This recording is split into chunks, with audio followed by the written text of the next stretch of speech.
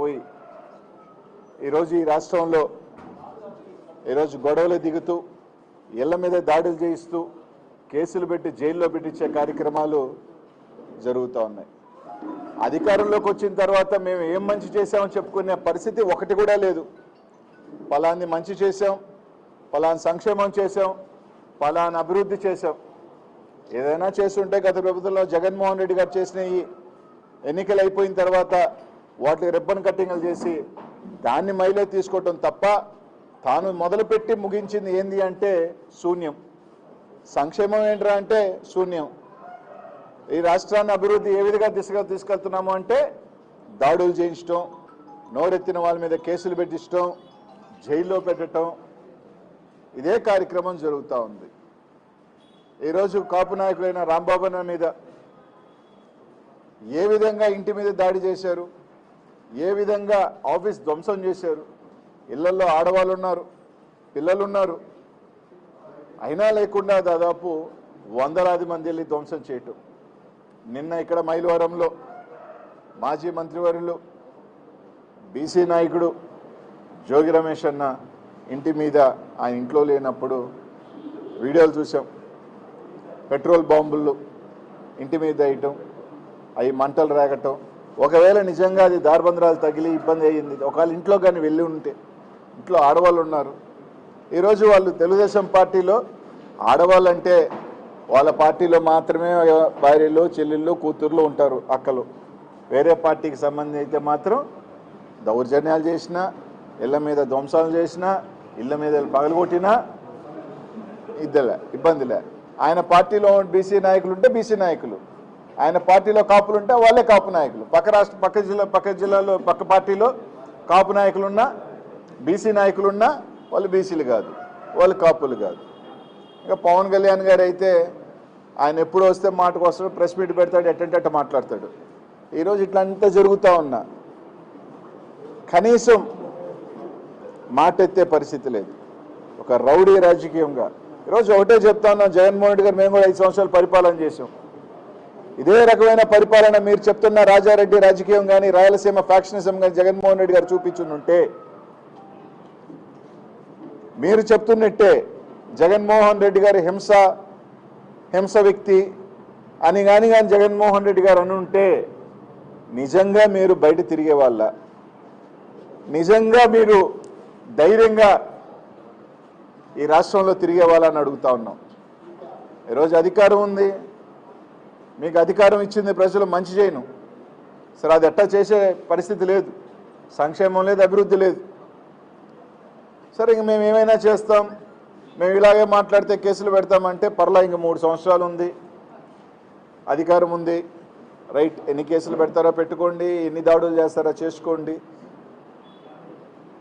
మీరు ఎంత బంతిని గోడకేసి కొడితే బలంగా వెనక్కి అలాగే వస్తుంది. 2029లో ఈ రాష్ట్ర ప్రజలు తీర్పిస్తారు.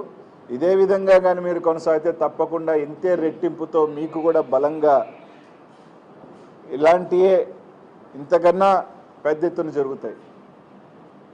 అక్కడ చంద్రబాబు నాయుడు గారు వయసు పెరిగిపోతూ ఉంది, ఆయన కొడుకు ఇంక చెప్పనే అక్కర్లే. ఏమన్నా మాట ఎత్తితే పోలీసులను అడ్డు పెట్టుకోవటం, ఏమన్నా అంటే రండి ఏమైనా చేస్తామని మాట్లాడుతున్నారు తెలుగుదేశం నాయకులు. మరి మళ్ళీ చెప్తా ఉన్నాం, పోలీసుని పక్కన పెట్టి ఈ కేసులు, అరెస్టులు ఇవన్నీ పక్కన పెట్టి వైఎస్ఆర్ కాంగ్రెస్ పార్టీ, తెలుగుదేశం పార్టీ తేల్చుకుందామా అంటే దానికని సిద్ధం అంటే చెప్పండి, సిద్ధం. మీరు అన్ని పక్కన పెడదాం, అంతేగాని 100 మందిని పోలీసులు తీసుకొచ్చి కేసులు పెట్టి రాత్రి కాదు.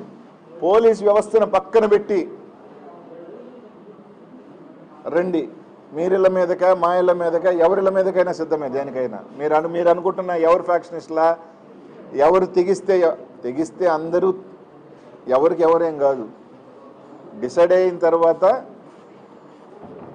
ఎవరైనా కానీ మంచి రాజకీయం కాదు. జగన్మోహన్ రెడ్డి గారు గత 5 సంవత్సరాలలో కూడా మేము ఎప్పుడు కూడా ఇట్లాంటి రాజకీయాలు చేయలేదు, జగన్మోహన్ రెడ్డి గారు ఎప్పుడూ చేయలేదు. అంటే మంచి చెప్తున్నాం. ఇదే విధంగా కానీ కొనసాగితే దీనివల్ల ఎవరినో భయపడిపోతాము, దీనివల్ల ఏదో మేమేదో తోకలు ముడిసిపోతాము, ఏదో వెనక్కి వెళ్ళిపోతాము అంటే అది జరగదు. మీరు చేసే కొద్దీ వైఎస్ఆర్ కాంగ్రెస్ పార్టీ కార్యకర్తలు ఇంకా రోడ్డు మీదకి వస్తారు. మీరు చేసే కొద్దీ రెచ్చగొట్టే కొద్దీ ఇంకా ధైర్యంగా ఈరోజు ముందుకు వస్తారు. ఎవరు ఇక్కడ బీసీ నాయకులు కానీ కాపు నాయకులు కానీ ఇంకెవరైనా మీరు భయపడితే బెదిరిపోయేదానికి ఎవరు సిద్ధంగా లేరు. వైఎస్ఆర్ కాంగ్రెస్ పార్టీ ఖచ్చితంగా అందరికీ, వైఎస్ఆర్ కాంగ్రెస్ పార్టీ ప్రతి నాయకుడికి కార్యకర్తకి అండగానే ఉంది. ఈరోజు జోగి రమేష్ అని కానీ రాంబాబు అన్నకు కానీ తప్పకుండా జగన్మోహన్ రెడ్డి గారు ఉన్న పార్టీ అంతా అండగా ఉంటుంది. ప్రజలు కూడా చూస్తూ ఉన్నారు ఏం జరుగుతుంది ఏందనేది. తప్పకుండా బుద్ధి చెప్పే రోజు దగ్గరలోనే ఉంది. మహా అంటే ఇంకా 3 సంవత్సరాలు, రైట్, 3 years మీకు నచ్చింది చేసుకోండి, కేసులు పెట్టుకోండి. ప్రతి ఒక్కరికి కూడా ఒక ఎక్స్పైరీ డేట్ ఉంటుంది. ప్రతి ఒక్కరికి కూడా ఒక ఎక్స్పైరీ డేట్ ఉంటుంది. మీ ఎక్స్పైరీ డేట్ 2029. కాబట్టి అంత లోపల నచ్చింది చేసుకోండి, పెట్టుకోండి. అందరి మీద కేసులు, జైళ్ళు ఏం చేసుకోవాలి. కానీ ఇళ్ల మీదకి వచ్చే సంస్కృతి మాత్రం ఖచ్చితంగా ఇది మంచి పద్ధతి కాదు. ఇళ్లలో ఆడవాళ్ళు ఉంటారు, మహిళలు ఉంటారు, వాళ్ళకి రాజకీయాలు అంటే సంబంధం లేని వ్యక్తులు, పసిబిడ్డలు ఉంటారు. జరగరాంది జరిగితే ఎవరు బాధ్యత వహిస్తారు? అన్నారో లేదో తెలియదు కానీ ఒక మాటకి రాష్ట్రం అంతా తిరిగి కన్నీళ్ళు పెట్టి తిరిగారు మీరు. అది అన్నారో లేదో తెలీదు, నిజం అబద్ధమో తెలియదు, కానీ ఒక చిన్న మాటకి అది తప్పైనా ఒప్పైనా దానికి మీరు రాష్ట్రం అంతా తిరిగారు కదా. ఈరోజు అదే మహిళలు కదా ఈ పార్టీలో కూడా ఉన్నారు, అదే మహిళలు కదా ఈరోజు ఇళ్లలో ఉన్నారు. మనుషులు లేని టైంలో, నేను రమేష్ అన్న ఇంట్లో లేడు, తిరుపతిలో ఉన్నాడు. ఈరోజు ఇంట్లో మీదకి దాదాపు ఒక 100 మంది గుంపు మగోళ్ళు వచ్చి ఆ విధంగా పెట్రోల్ బాంబులు వేసి, యాసిడ్లు వేసి, మంచి పద్ధతి కాదు. తప్పకుండా అందరూ మూల్యం చెల్లించుకుంటారు. ఎవ్వరూ ఏమీ అతీతులేం కాదు. ప్రతి ఒక్కరూ తప్పకుండా మూల్యం చెల్లించుకోవాల్సిన రోజు దగ్గరలోనే ఉంది. దాడిలో టీడీపీ వాళ్ళు పాల్గొన్నారని చాలా క్లియర్గా కనిపించింది. కానీ టీడీపీ ఎంపీ కేసులని చెప్పింది రాంబాబు కావచ్చు, లేదంటే జోగి రమేష్ వారింటిపై వాళ్ళ కార్యకర్తలతోనే దాడి చేయించుకున్నారు. ఇదంతా జగన్మోహన్ రెడ్డి పార్టీ అలవాటని ఆయన నిన్న కామెంట్ చేశారు. సరే, నిజమే కదా. దాడులు చేసే వచ్చే నాయకులు వీడియోలు ఉన్నాయి, పెట్రోల్ వేసేవాడు వాళ్ళ వీడియో ఉంది. ఆ 100 మంది 200 300 మంది నీట్గా నడిచి వచ్చే వీడియోలు ఉన్నాయి. వాళ్ళు ఏ పార్టీ కార్యకర్తలు, ఏ పార్టీకి ఫ్లెక్స్లు కట్టుకున్న సంగతి రాష్ట్రం అంతా తెలుసు. కాబట్టి వెనక నుంచి పొడిచే వెన్నుపోటు రాజకీయం వైఎస్ఆర్ కాంగ్రెస్ పార్టీకి, జగన్మోహన్ రెడ్డి గారికి లేదు. వెన్నుతో పెట్టిన విద్య, వెన్నుపోటుతనం కానీ వెనక నుంచి దెబ్బ కొట్టడం వ్యక్తిత్వం అది తెలుగుదేశం పార్టీకే ఆ పార్టీ లాక్కున్న రోజు నుంచి తెలుసు. జగన్మోహన్ రెడ్డి గారికి అలవాటు లేదు. మాకు రొమ్ము ముందు చూపించుకొని కొట్లాడటమే తెలుసు. జగన్మోహన్ రెడ్డి గారు సీఎంగా ఉన్నప్పుడు అనుచిత వ్యాఖ్యలు చేశారని చంద్రబాబు ఇంటి దగ్గరికి వెళ్ళి ఆందోళన చేశారు. ఆ టైంలో నార్మల్ కేసులు ఆ టైంలో కేసులు పెట్టారు. ఇప్పుడు ఎవరైతే జోగి రమేష్ గారి ఇంటికి వచ్చి దాడి చేసిన వారి మీద ఫెయిల్యూర్ కేసులు పెట్టేసి ఎటువంటి సెక్షన్ లేకుండా ఇంటికి పంపించారు ఫెయిల్యూర్. అప్పుడు దాడి చేసిన వారి మీద అరెస్ట్ చేసి జైలు పంపించారు. ఇప్పుడు నార్మల్ కేసులు పెట్టడం మీరు ఎట్లా పడుతుంది? ఆ రోజు సంబంధించి కూడా మీరు తీసుకుంటే జోగి రమేష్ అన్న ఏ రోజు కూడా ఒక నిరసనగా చేశారు తప్ప ఎక్కడా కూడా, అది కూడా ఎక్కడ ఆపేశారు? చంద్రబాబు నాయుడు గారు ఇంటి దగ్గరికి పోయారా? లేదు. రోడ్లోనే ఆ రోజు మా పార్టీ ఆ రోజే ఆపేయటం జరిగింది, వాళ్ళకి సంబంధించి ఖండించడం జరిగింది. దానికి సంబంధించి ఎక్కడా కూడా ఒక నిరసన తెలియజేశారు తప్ప ఇళ్ల మీదకి వచ్చి దాడి చేసే కార్యక్రమం జరగల. ఇక్కడెందుకు? మా నెల్లూరులో ప్రసన్న కుమార్ రెడ్డి ఇల్లు ఉంది, ఇల్లు ధ్వంసం చేశారు. కోర్టుకి వెళ్ళి కేసులు పెట్టించుకోవాల్సిన పరిస్థితి వచ్చింది. తర్వాత నిన్న రాంబాబు అన్నది, ఈరోజు ఇక్కడిది.